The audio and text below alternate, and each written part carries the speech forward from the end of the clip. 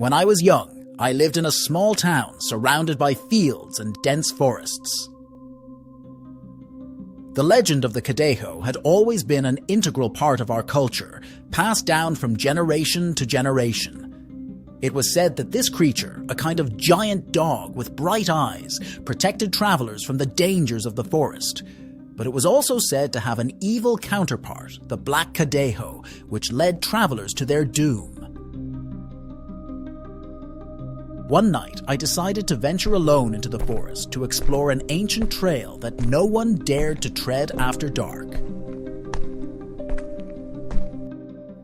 Despite the warnings, I was determined to confront my fears and prove that the Cadejo was nothing more than a legend. As I walked along the trail, I heard a soft howl in the distance. My legs trembled, but I kept walking. Suddenly, an imposing figure appeared before me. It was a Cadejo, but it wasn't the fearsome beast I had imagined. It was majestic and had a friendly look in its bright eyes. The white Cadejo began to walk by my side as we explored the forest together. It was as if it understood my thoughts and fears, guiding me through the dark path. I began to feel a connection with this creature that I had only known through horror stories. However, as we continued, we heard a terrifying howl that sent shivers down our spines.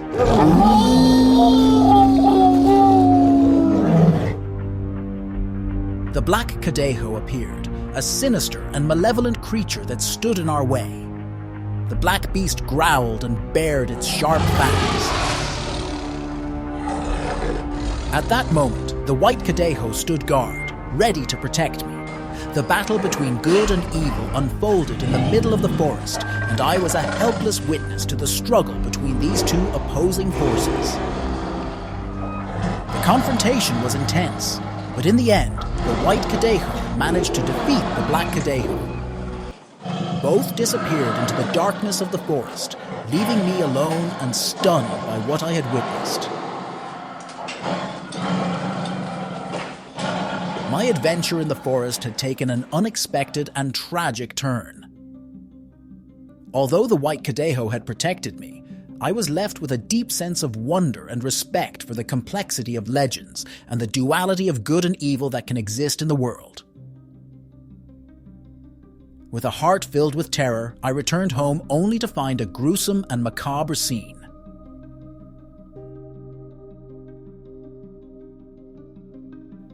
My family had been devoured by the Black Cadejo, and the evidence of its attack was everywhere. In my mother's hand, who had bravely defended herself, there were pieces of black fur and blood. Horror overwhelmed me as I moved through the rooms, torn apart by grief and loss. The laughter and hugs that had once filled our home had turned into a heartbreaking silence. The Black Cadejo had taken its revenge in the cruelest way, taking what I loved most.